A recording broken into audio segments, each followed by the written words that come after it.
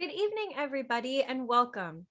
We are so excited that you could join us today for On Navigating Change with Stillness and Presence.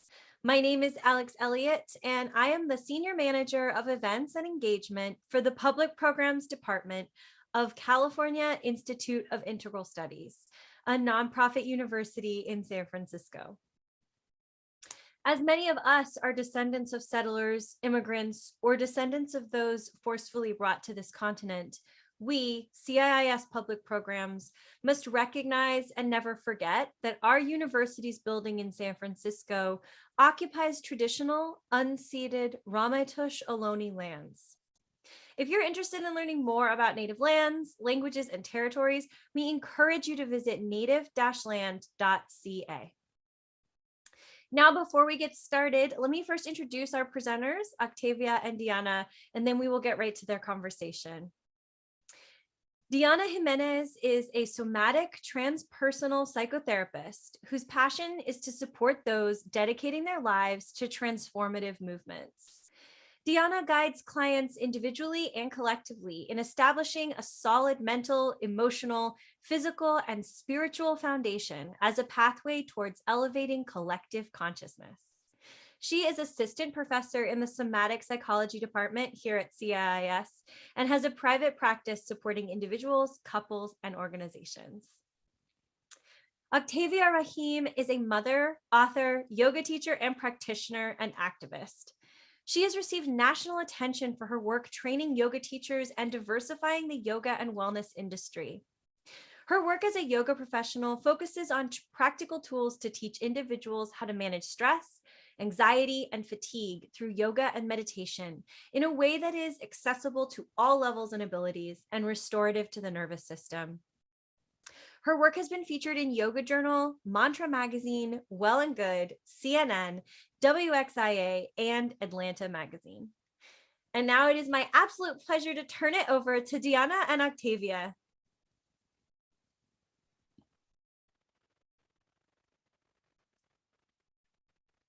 Good evening, Octavia. Hello.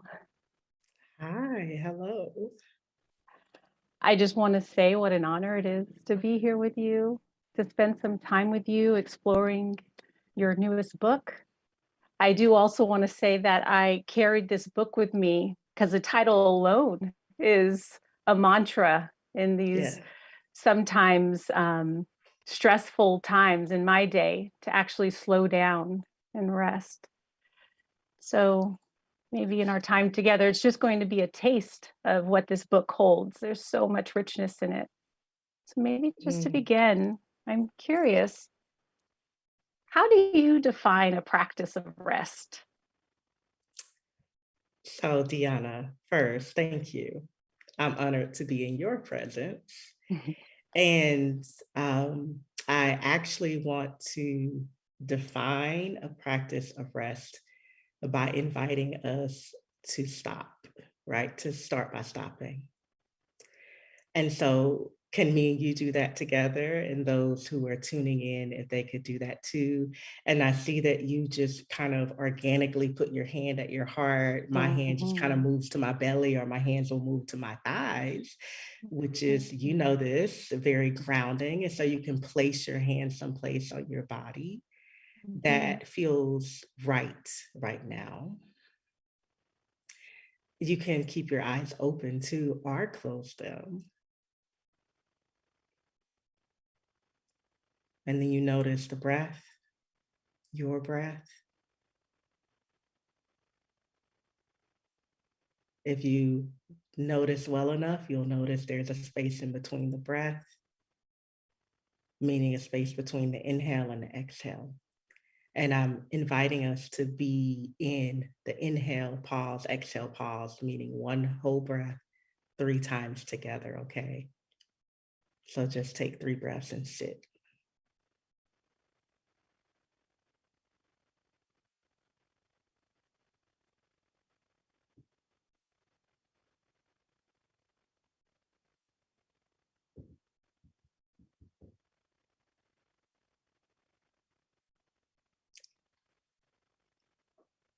So that's rest.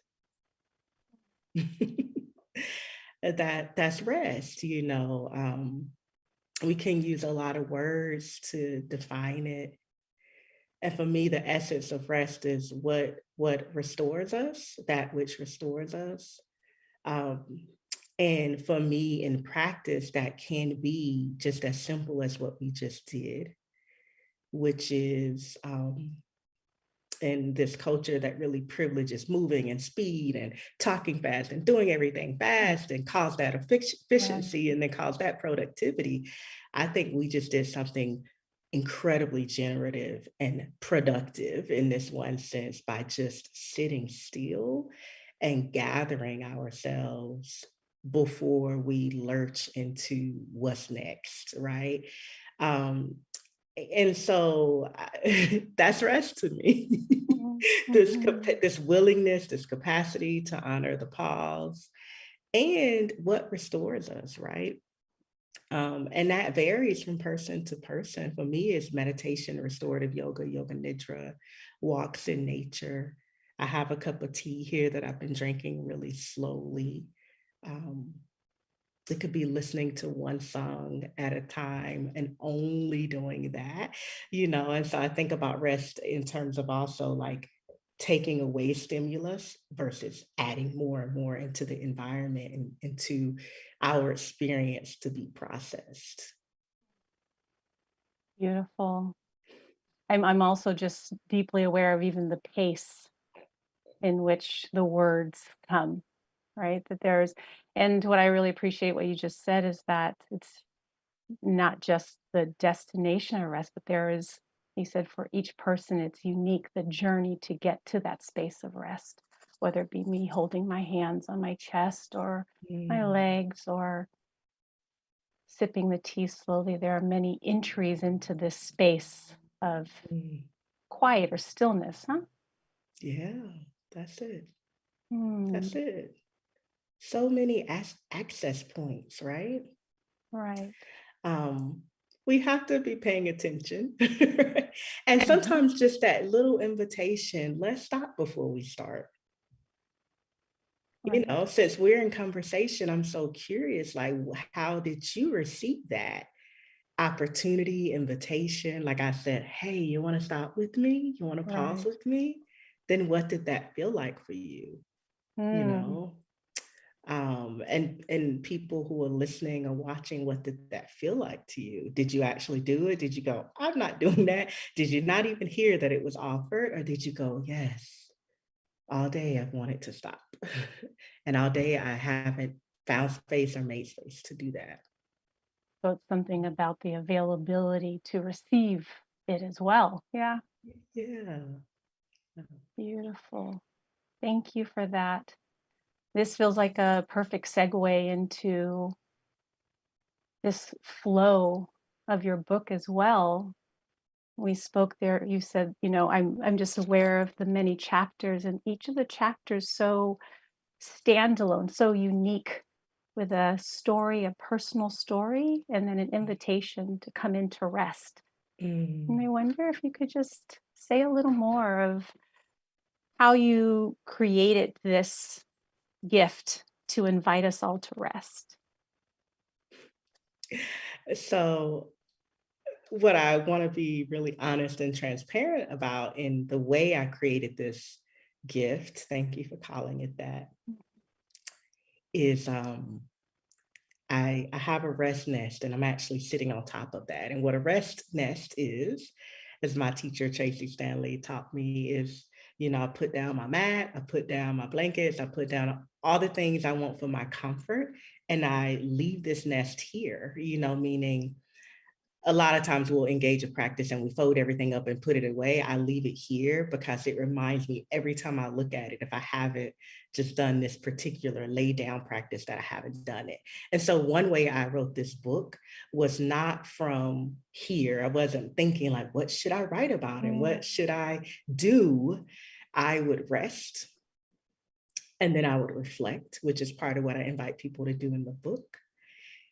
And then from those two very restorative things of journaling and resting, I would look at what I had and I go, okay, I have a story here. I have a book emerging here.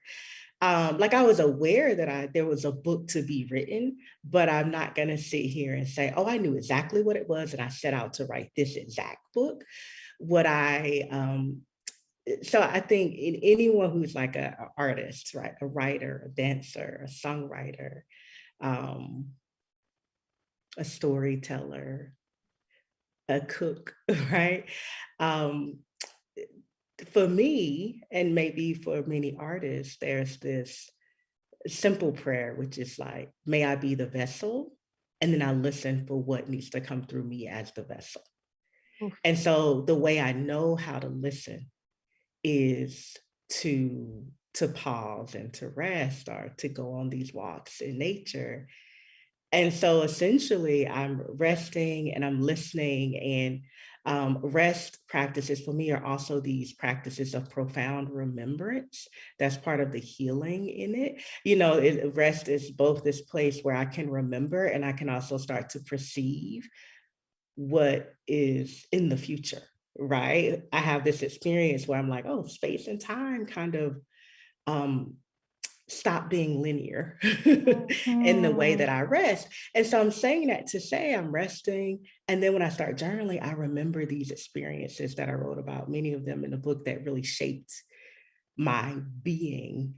Um, and that's what I did. I rested, remembered, and then I also rest and daydream, and start to vision like what's next. And creating a book was pretty much all of that, this remembering, and then also being able to hold that, okay, I'm creating something that's going to come out in a future tense. And so as I'm resting and remembering, and as I'm living through the moment that was the summer of 2022, um, and I had this experience that I think we all actually had, of like endings crashing down around us, being pushed, dragged, or crawling into this space in between, and then hoping, sensing, praying that there's something after all of that, but not knowing what it was. And so I wrote the book from that place of so much is ending. People ask me a lot, why'd you start with endings? And I'm like, because so much was ending for me and everyone around me, And when I was resting, and then I'd be reflecting, like it felt like I was remembering lots of other endings Right. first. And so I just followed that flow. I didn't try to disrupt the flow. I didn't try to control the flow. Um, it was this yielding to it. And the stories that emerged and that ultimately became part of the book were stories that I felt, the personal stories were stories that I felt really represented universal endings and beginnings, right? Mhm. I wanted ultimately the book to have places that, um, again, various entry points. Maybe you haven't had lost a parent, and I write about that in endings. Maybe that's not the endings that you can connect to, but you've maybe lost a job and didn't expect it to be happening, or a relationship has ended abruptly, or a child has left for college, and it was both an ending and a beginning, and you felt, and so um, there are many more stories that could have been there. Yes. And ultimately, I look for threads of connection, even as I hold great awareness of how truly different we all are. Um, so you Yeah. asked one question, and I say so many more things, but essentially, I rested, and Paul's rest be is what emerged out of my rest and restorative practices, my remembering, and also accessing, oh, there's a future. I can't see the book yet, but there is coming. Right. Um, Thank you so much. As you are describing these threads of how you wove the book, I'm also noticing this thread of maybe might come connected to my first question of like defining this practice of rest, where there is in you said walking or in movement, these portals into your inner being. And in that Yes. resting it's not a creating from up here, but it's what is seeking to emerge. Yeah. And You know, a thing I often say, Deanna, is um, what wants to be said, what needs to be said. Yes. And then listening for that. Mm-hmm. That's a rest practice unto itself. Because, and I also think it's like a very, this is beyond gender, but this kind of like feminine way of existence, right? Or I'm looking for a word that's not so polarizing as the masculine and feminine, but I don't know it quite yet. You might know it, you know. And what I'm thinking about is like how culturally we don't have permission. It's like not really acceptable to just kind of be in that place of like, what needs to be spoken, what needs to be said, what wants to be spoken, what wants to be said. We're always like, I have to be the smart one in the room. Like, that's what's rewarding. I know exactly what to say, even if it's like, did that need to be said? Like, does that need to be happening right now?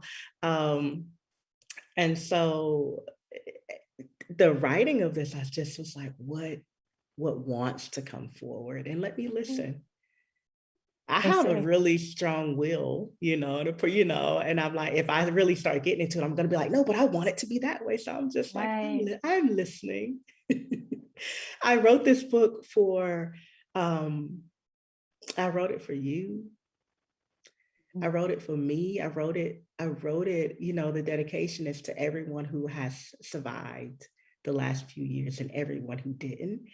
And I mean that. And that came to me about midway through the resting and writing. I heard it very clearly that this is for us. Yeah. And so I held that intention as I moved through as well.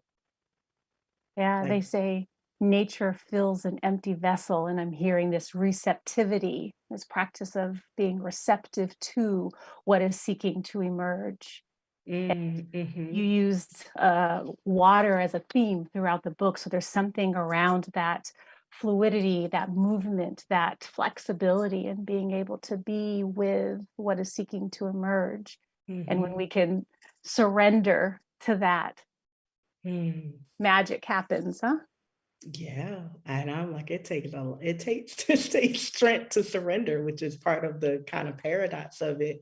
You know, and even as you're talking about the empty vessel and receptivity and what wants to come through, I also hold this awareness, and a kind of sacred prayer I walk with is, let me do what is mine to do. Let me say what is mine to say. And so I just wanted to name that specificity. Like, I wanted, what is it for me to say or not say? What is it for me to do and not do? And I really believe that takes incredible, like, rest is a clarifier for me, you know, so I'm naming that. I'm not like, well, let me say what this other rest teacher would say. Let me say what this, you know, it's just like, what is mine?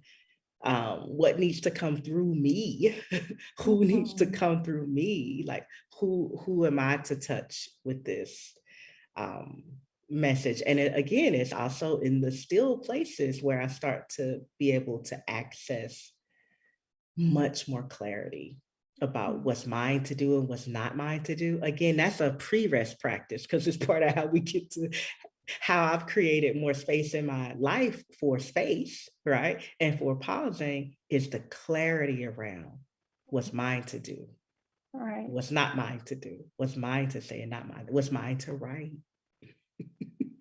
As you are speaking to that, I'm appreciating that, and also feeling in my body when we use the word receptivity and opening up and trusting this, what you speak to, the middle of your book, that liminal space. And there's this section in the book where it's really around like, our vision is often challenged in liminal spaces. It is where we must learn how to see in the dark. Our eyes have to adjust to the radiance within our shadows and the tenebrosity that dwells in our light. And so I'm just feeling like put that expansion contraction, at least in my body, like when there's that invitation to expand, there's also some constriction. I wonder if you can speak to practices on when we're in this intention of spaciousness and the pull to constrict shows up. Notice it, right? Mm-hmm. Like what happened when you noticed it? You know, There's magic in the speaking it out loud for me. yeah, to Mm-hmm. name it. And that is the practice, right? Space and contraction. And that is the birthing process. Mm-hmm. You know, that's it. That is process, this, you know, that Mm-hmm. happening. And I think that a lot of us aren't familiar with space. We're not used to space. So I've been a restorative yoga teacher for some time, and restorative yoga is this practice where we use, you know, all the props, all the bolsters. I am looking this way because I have like 30 pillows over here. That's a hyperbole, but lots of pillows, lots of bolsters, lots of blankets, comforters. I have all those things. And you know, I used to give this chew all the time. Do everything you can do to make yourself physically comfortable. And then someone said to me, it's incredibly uncomfortable to be comfortable, Mm-hmm. because I've lived so much in this skin, in this body. I'm acclimated to discomfort. I'm acclimated to restriction. I'm acclimated to lack of space. I live in a body where I come into a room and the safe thing to do is to not take up space. Right. And so first, I just deep compassion for that experience, because it's one I have had and live with, and that constriction and spaciousness. And also the first practice is, well, let's notice that, which is powerful. Like we don't have to move to be like, let me get out of restriction, because you might need to brace yourself. You might need to hold your body. You might need to, you thought you were going to rest for 10 minutes, but you're like, I can only do this for 1 minute, then just do it for 1 minute. Do you know what I'm saying? I think awareness and noticing and deep compassion for when you're like, well, I'm yearning for this, but then here's the invitation and I ignore it. Okay, then notice it. That's a pre-practice to the practice. That's a beautiful place to start and be, and notice it with curiosity versus judgment, right? Right. Right. I'm appreciating the space and rest that's even being afforded in our time of talking right now, to be able to speak words and then be with the words. And in my experience, to hear your words without an agenda of what to say next, just present to what you're saying. It feels like part of this practice of, you've spoken to it. It's not like rest is a journey, not this destination, right? We're not like getting to rest, but that we are engaging in rest as we're moving through our day. Like, how is it woven? The weaving, right? When you were talking, I thought about the paradox of hurry up and rest. Right, which is so real in this culture, right? We have a designated time to rest. You go here, you rest, and then it's like, get back in traffic. Yeah, you know, and so I have this really expansive definition that I still haven't defined, right, of rest. But part of it is like, literally, I said, what restores you? And a thing I think about a lot is, we're talking about stillness, right? That's in the title of the talk. And what I have learned as a embodied being, and then as a teacher to embodied beings, is that again, stillness requires practice, and most of us scaffolding to actually get there. And I say the pre-practice to the practice is, let's first notice the pace we're moving at, be really curious about it, be really, spend like a day or a week just noticing how you move and just don't change anything. And then I'm like, next, intentionally slow down in one way in your life. That might just be in the morning, instead of like 3, 2, 1, yelling at all the kids, doing all the things, maybe start at 10 with your countdown, and then we move towards stillness, right? But what that actually does, if we're like kind of creating this scaffold in our lives, it shifts how we engage in real time. And for me, all the practices I engage, what is the point of them if it doesn't impact my relationship with me in a way that impacts my relationship with everyone I encounter in a positive way, right? Like what's the like practice is, like I'm like, I like the cosmic journey and all of that. And we are on this ground. How does this rest practice or these ideas or any of this impact the way I show up in the world? And so that's just to say, you were talking about this conversation having space in it, which also is rooted in trust. I trust that what needs to be said will be said. You trust that what needs to be said will be said. And we don't have to impose upon it some agenda. We don't have to recklessly or like even overly strategize exactly how to get where we're going. We're like, we're here, we're being together. This is enough. So there's like great trusting in process and unfolding.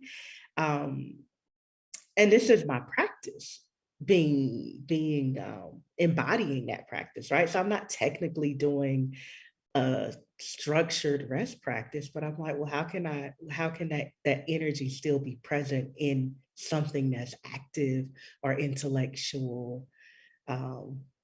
I think about this sometimes when I'm working. How can I still bring this energy into something that feels very efforted and like a heavy lift? Yeah. The word scaffolding shows up for me as I was listening to you and feeling the support of that, and also feeling maybe, I don't know if it's the paradox of it. Well, there's this invitation for spaciousness and also this, I don't have the proper words, like this protection or these boundaries one needs to create in order to protect one's space or rest. And I wonder if you could speak more or bring that in on how boundaries play a role maybe in your practice of Mm, rest. they're essential, right? Mm-hmm. Because we live in a culture of work. Yeah.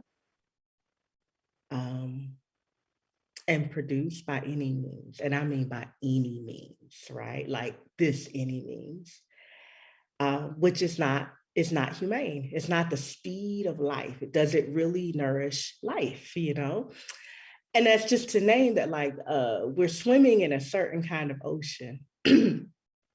And to start to slow down, to honor rest and space, to do something as simple as ask someone how they're doing and actually pause to listen to it, is to go against the grain. And when you're going against the grain of what's the norm or the privileged, and to do that requires a kind of inner fortitude. And because you're challenging something that's way bigger than you, it's systemic, it's institutionalized, then you have to be clear within yourself, and you have to draw your lines for yourself because literally no one's going to do it. And sometimes I'll bring it down to more of the macro because I just said systemic and institutionalized. Sometimes your home is the microcosm of the bigger things, right? Like we all live in a home, most of us do, right?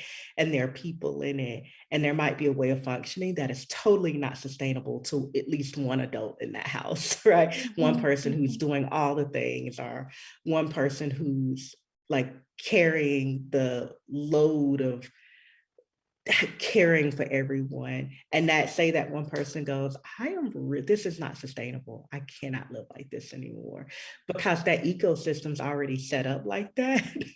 To go in and like be like, well, I'm gonna build, I need a little boundary around that, I need a boundary, I need that here. Like, you literally, the only way you're gonna have any space is that you identify what your boundaries are and where there's some flex in it, you're not rigid within it, and that you then have enough clarity and courage to communicate that to whoever is around you. Um, and also, I think what I think about a lot is inner boundaries. Sometimes people go, but I literally have no time. I have no time. And I'll just go, how much time do you spend on social media? Right. Because sometimes we think the boundaries, like, I got to do it with other people out there, but really it starts to like, what's my inner boundary? Right. Yeah. Yeah. Really hearing that inner boundary for both of your scenarios. One, before we're able to define those boundaries for others, there's first, you said, I think you said, use the word clarity. There's first a clarity or a knowing of what that boundary that you're establishing is for you. And separate from those boundaries we're creating for others, there's also just this inner tending to this inner boundary that we're creating for ourselves. Yeah. Like, what a question I kind of walk with is like, what do I need to really be able to show up? Because I like really, like, I am like a deep connector, incredibly generous and giving. And so because of that, I'm like, I can very easily just keep on being like, and I'll share with you, and I'm here for you, and I'm holding you. And I really have to be honest with myself and go, wait, well, what do you need in order to show up in a way that really feels deep and generative and generous and of service? And and so those are two tensions I live with. It's deeply personal to me, the inner boundary, and this inner dialogue I'm having with myself, and this kind of inner reckoning of like, I need and I can receive, and what do I need to communicate or set in place so that I have space and opportunity to take care in a way that allows me to show up and not be raggedy. That's the term, right? I Raggedy. just said that out loud, or just like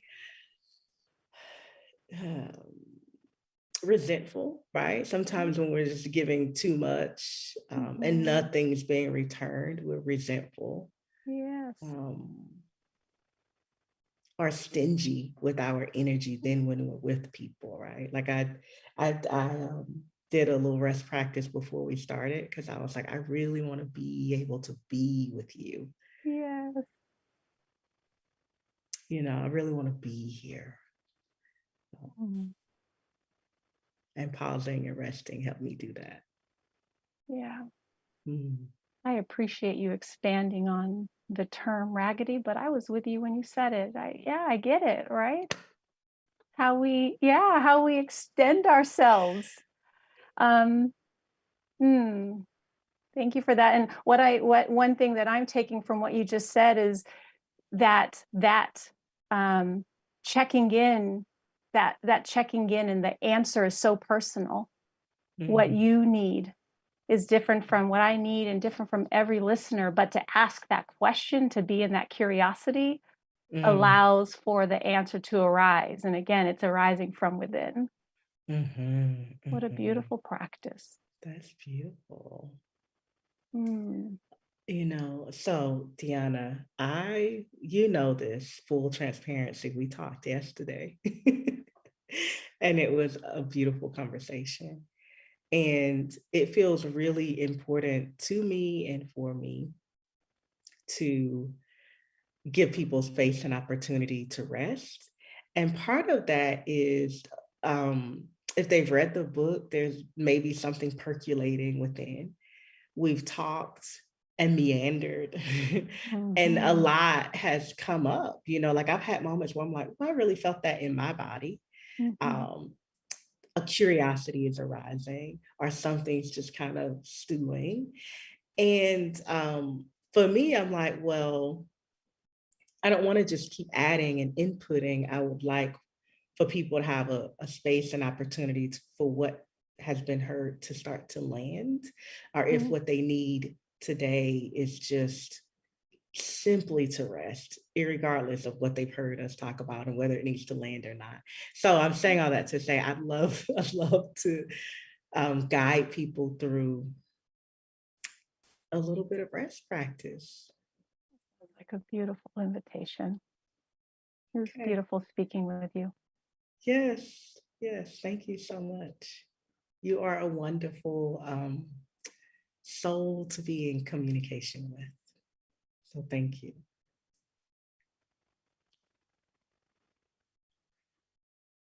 Hmm. So wherever you are, you can continue to sit. If you're sitting, you can, if you are in a comfortable, safe place, you can lean back. Um, If you want to lay down in your bed or on the floor, just shift your body in a way that sends a clear message that it's okay to rest right now. Sometimes when I'm sitting at my desk, I'll just put my head down. And so I want to pause and give, 30 seconds or so for you listening to situate yourself in comfort.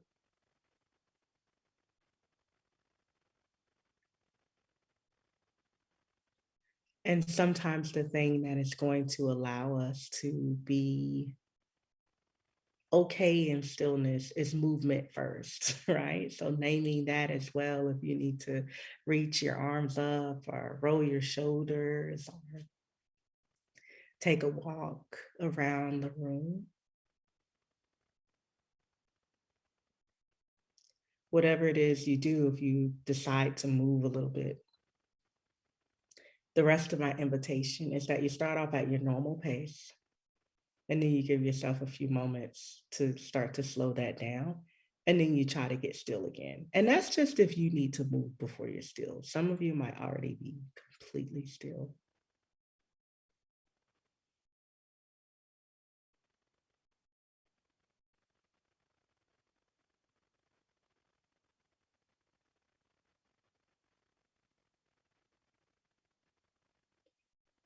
And then you just start to notice your physical body.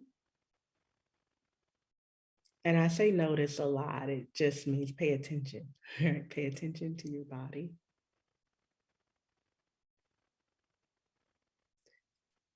Or just notice where attention in relationship to body is drawn. And a lot of times it might first be drawn to a place of discomfort or a place that needs or wants some more support, attention, right? So our attention is drawn to the place that it's like, I need you. Can you put a pillow right there? Or I'm cold, or can you cover me, or can you shift? So notice your body.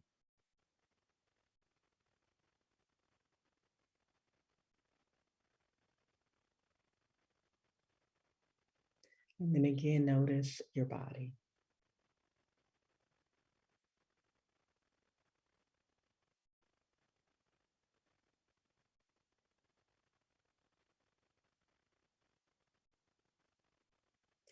Acknowledge any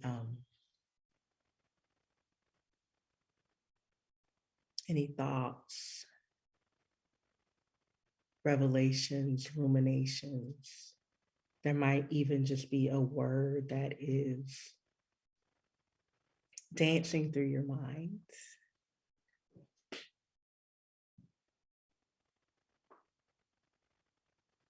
Notice if you've heard something that really resonated.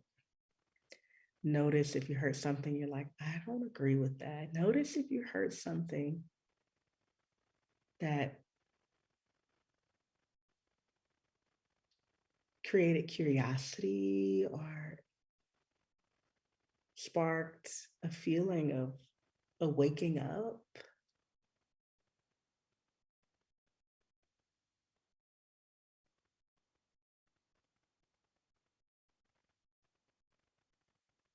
So what are we doing right now? Not a lot, right? We're just noticing. One of my teachers, Dr. Gil Parker, she always says, just because we're doing nothing, it does not mean that nothing's happening.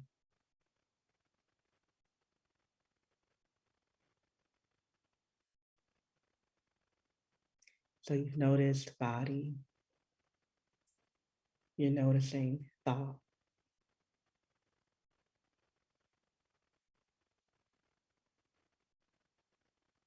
Now let's pay attention to the breath.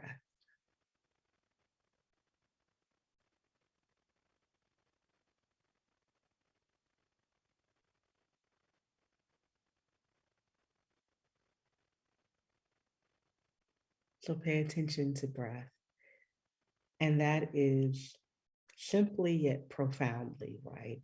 Noticing the inhale, noticing the exhale. Feeling the inhale, really feeling, right? Because it's something we can feel. Sometimes we go to think about the breath, but we can feel. Can you feel the touch of the inhalation as it greets the nostrils, right?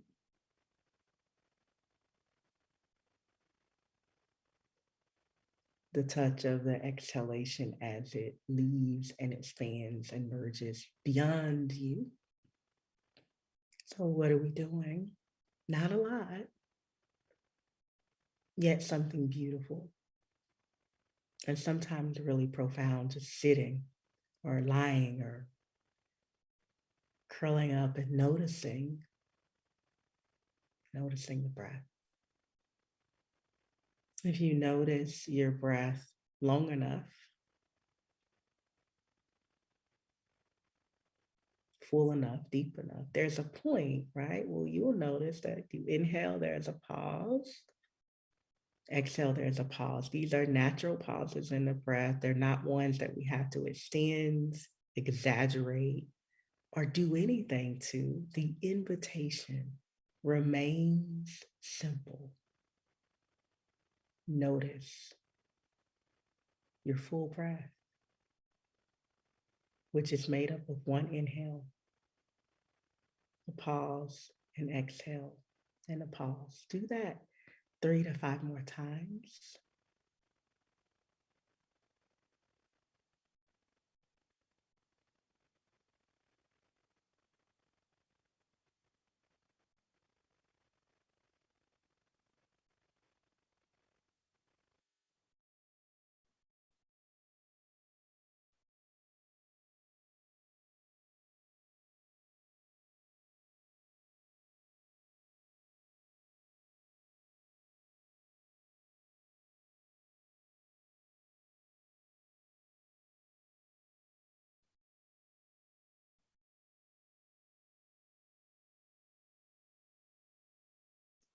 And then with the next inhalation, sense that you're breathing in through your nostrils.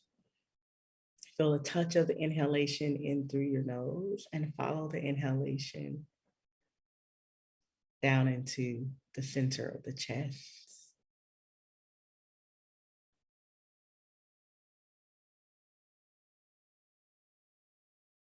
And then you can sense that you can follow the exhalation from the center of the chest and follow it back out through the nostrils. Exhalation merges with space, right? So inhale, follow the breath down and in to the center of the chest. Exhale, we follow the breath Up and out.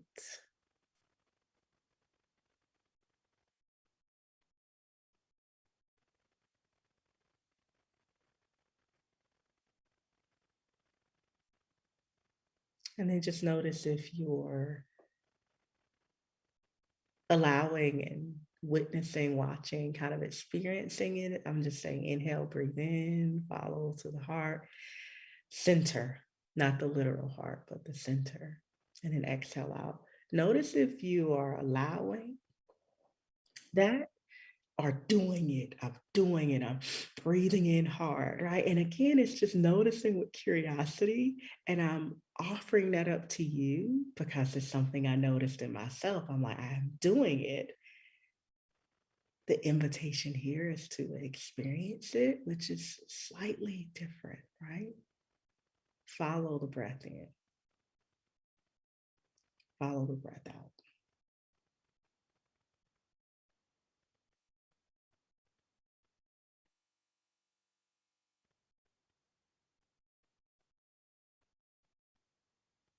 And so one way that I hope we use, engage, experience, pause, rest, be the book is that we take a moment to be still. We ask what message might be most useful for us this day, this moment, or whenever it is we're asking. Then we open the book. We read what's there. And we let that be enough, right? You might read the book cover to cover. That's beautiful too. But I also invite you to engage the book in this way of, okay, I pause for a moment. What's my word from pause or speak today? Open the book and then see what's there. And so I did that fairy practice that I'm naming for you in advance of this, but with you in my heart and with Deanna in my heart and with the CIIS community in my heart. And when I opened the book, what came is page 37, which is down by the riverside. So you just keep feeling and breathing and pausing and just resting. And if it's helpful to you, you can on the inhale say, I'm breathing in, on exhale, I'm breathing out. And I just want to read to you as you rest. Down by the riverside, from Pause, Rest, Be. The gentle is powerful. I am looking at a river flow, a steady, slow stream. There are heavy rocks anchored beneath the pulsing river. I lean forward to sense the depth and touch the movement of this moment. Up close, I see the rocks worn, clearly affected, transformed even by the ambling, unhurried dance of water passing eternity after eternity over them. I look to the river to teach me a way to live, exist, and be. River speaks to me in whispers and slow rhymes. River says, watch me. I am unhurried, and I have been for millions of years. I know my rhythm and the very drumbeat of life. I am soft and fluid, yet I change everything I touch. I am changed by everything that touches me. I resist nothing. Most years I'm gentle. This is what the river said. Here I am. Here you are, down by the riverside. So much has ended. I have, we all have been changed. I offer my endings to the river. I offer our collective endings to the river. I stand here being washed over, yet fully participating in the shifts. As I am cleansed, I am also worn for tomorrow. For tomorrow. I carry both the wisdom of the river and the soul of the rock in my heart. Honestly, I am afraid. Truthfully, I am still brave. I know one thing for sure. Down by the riverside, there ain't no turning rounds. Breathe in fully, breathe out completely. Imagine yourself now resting by an ancient river. Can you hear the river song? In your mind's eye, can you see the water flow over rocks? Feel the breeze touch your hands and even penetrate to your heart. Taste the cool freshness of this air on your lips. Down by the riverside, here you are. What ending would you like to offer to the river? Wherever you are, turn your palms up and then just reach your hands forward.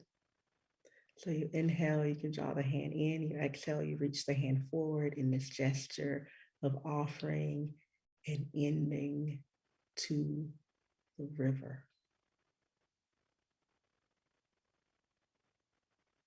Do that as many times as you need to. Offer an ending to the river.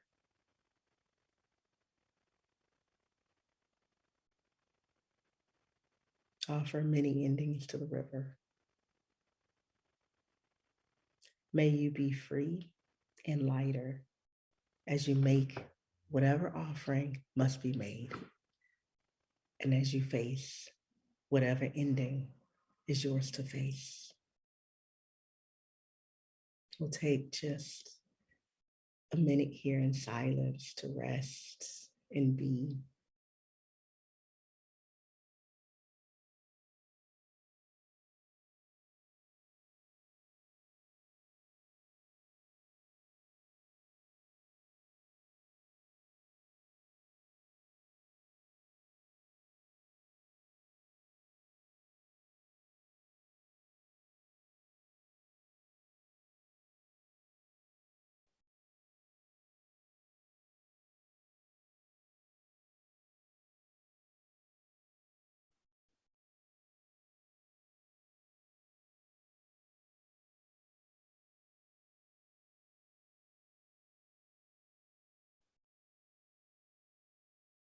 And then you can stay wherever it is you are and physically however you are.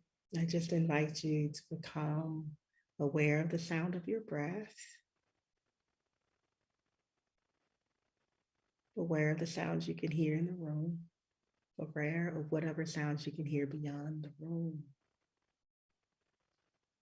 And then aware of how this pausing and resting and being, this stillness impacted you and maybe allowed you to honor an ending, or if you're facing one, to face it with more courage. It's been an honor to just be in space with you. It's been an honor. It was an extra special honor to rest with you, to pause with you, to be with you. Thank you so much, Deanna, for speaking with me and for being such an intentional human and being and practitioner. And thank you, CIIS, for such incredible, generative, purpose-filled public programming. And now I'm going to bring Alex. Alex is going to come back up. Thank you all so much. Thank you all so much for joining us today. We hope you'll join us for more of our upcoming talks and workshops. This conversation was recorded tonight, so if you'd like to watch it again or share it with your community, it will be available on our YouTube channel here at this same link and later on our Facebook page. We're also going to feature this talk on our podcast, which you can find at CIISpod.com or by searching CIIS Public Programs on your favorite podcast app. Thank you again for joining us and have a wonderful evening.